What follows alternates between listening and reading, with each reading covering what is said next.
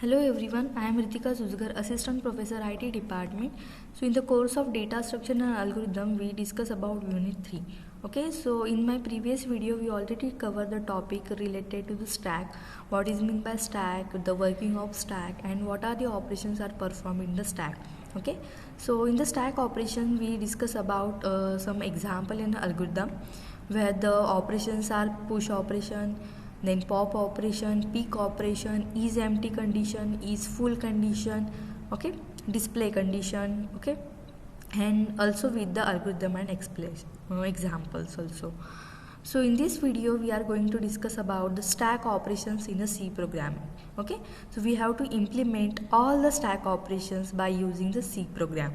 Okay, so here we discuss about the stack operations by using the C program implementation. So let us discuss here. In this program,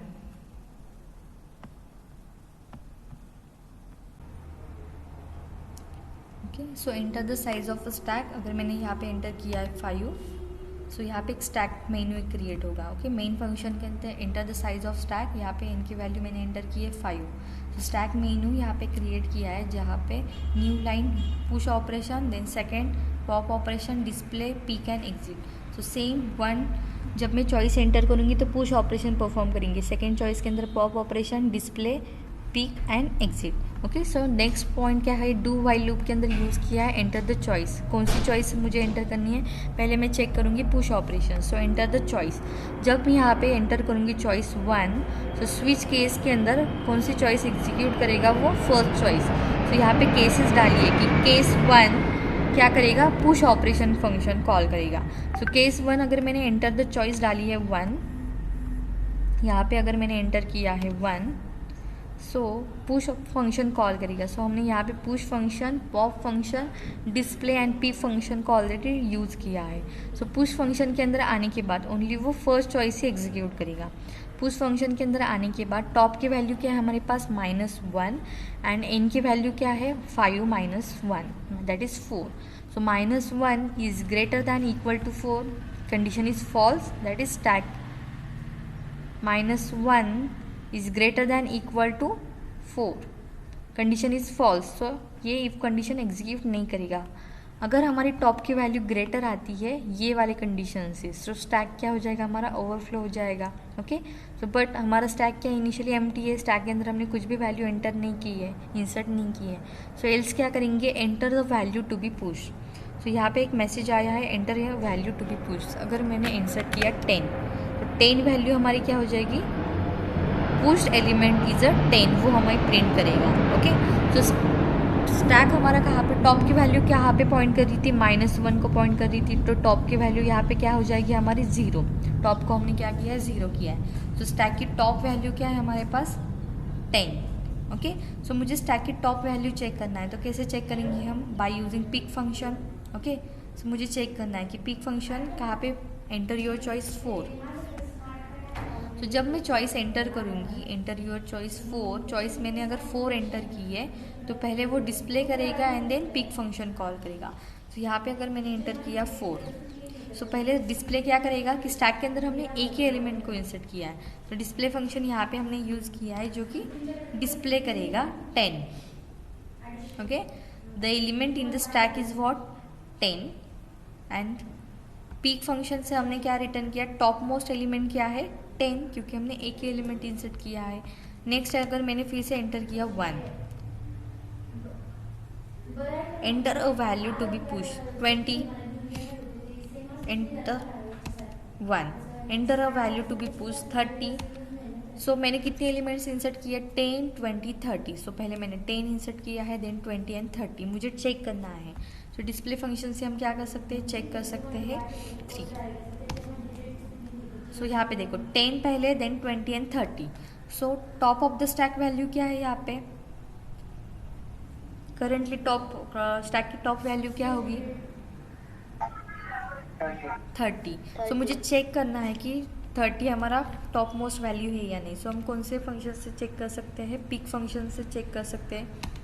okay, सो देखो return किया है यहाँ पे, display function भी call किया है 30, 20, 10 and top most element is 30. Okay, again मैं फिर से कॉल करूँगी पुश ऑपरेशन, नेक्स्ट मैंने इंसर्ट किया 40, अगेन मैंने फंक्शन कॉल किया एंटर योर चॉइस 1, इंसर्ट किया मैंने 50। डिस्प्ले से मैं चेक करूँगी, थर्ड चॉइस से मैं चेक करूँगी कि कितने एलिमेंट्स मैंने इंसर्ट किए, 10, 20, 30, 40, 50। ओके, पर enter the choice 1।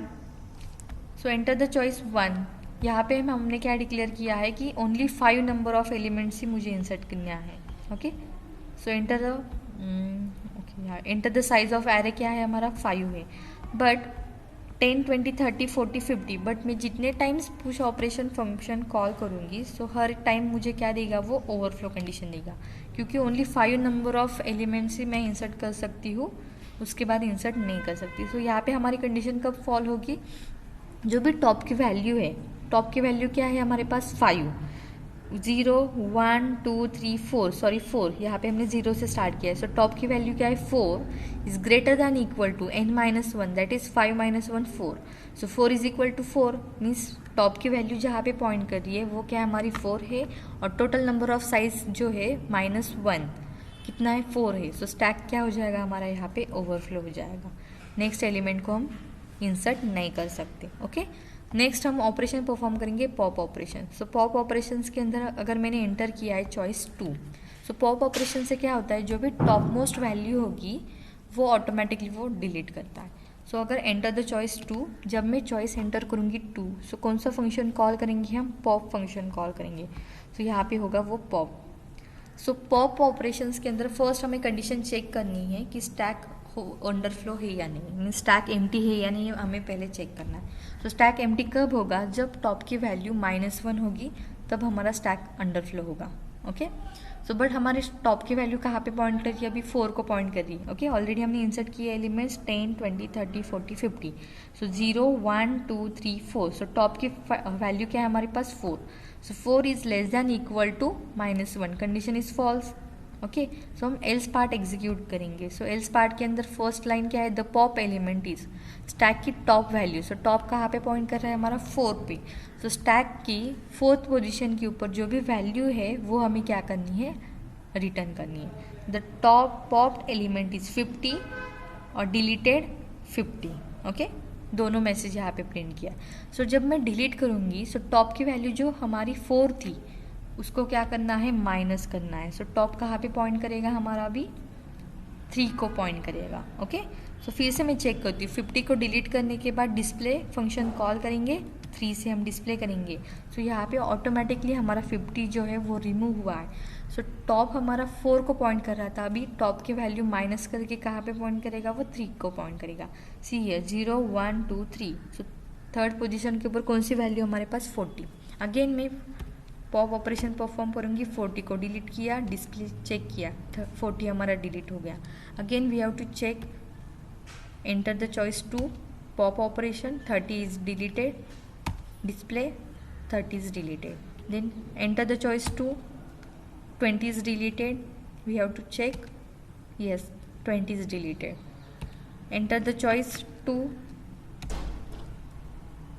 10 is deleted, check, yes यहाँ पे मैंने 10 को डिलीट किया तो स्टैक इज एम्प्टी। ओके, यहाँ पे हमारा स्टैक क्या हुआ, एम्प्टी।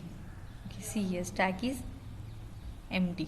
जब मैं डिस्प्ले फंक्शन कॉल करूँगी तो ऑटोमेटिकली जब टॉप की वैल्यू अगर ग्रेटर दैन इक्वल टू 0 है, टॉप की वैल्यू क्या होगी 0, 1, 2, 3, 4, तो हम ये डिस्प्ले फंक्शन कॉल कर सकते हैं। बट 10 डिलीट करने के बाद टॉप कहाँ पे पॉइंट करेगा हमारा, -1 पे पॉइंट करेगा।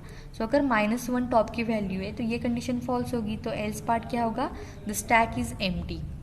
ओके, सो अगेन स्टैक अगर हमारा एम्प्टी है, मैं फिर से कॉल करती हूँ डिलीट ऑपरेशन, तो स्टैक इज अंडरफ्लो। तो जब मैं एंटर द चॉइस 2 करूँगी सो टॉप की वैल्यू क्या यहाँ पे पॉइंट करेगी, -1 इज इक्वल टू -1, तो स्टैक इज अंडरफ्लो। सो यहाँ पे कंडीशन होगी stack is underflow. Okay, so यहाँ पे again second choice stack is underflow. So 3 से हम डिस्प्ले करेंगे तो स्टैक इज एम्प्टी, क्योंकि स्टैक के अंदर कुछ भी नहीं है, तो डिस्प्ले फंक्शन हमारा क्या रिटर्न करेगा, ये वाला मैसेज रिटर्न करेगा। ओके, फोर्थ अगर एंटर द चॉइस 4 तो कुछ भी एलिमेंट नहीं है। ओके, टॉप मोस्ट एलिमेंट कुछ भी नहीं है, 0। एंड अगर मैं फिफ्थ वाली चॉइस अगर एंटर करती हूँ, अगर मैं सिक्स वाली चॉइस एंटर करती हूँ, तो वो मैसेज क्या करेगा, please enter a valid choice. Okay, so मुझे चॉइस कहाँ से कहाँ तक डालने हैं, ओनली 5 तक की चॉइस मैं एंटर कर सकती हूँ। इसके बाद 1 2 3 4 5 चॉइसेस छोड़ के कुछ भी मैं एंटर करूँगी तो वो मैसेज देगा, ओके, वैलिड चॉइस एंटर करो। 5 अगर मैं एंटर करती हूँ तो एग्जिट हो जाएगा। ओके, 5 क्या एंटर करेगा, exit and then break. okay, so this is the simple example for stack, push operation, pop operation, pick operation and display. Thank you.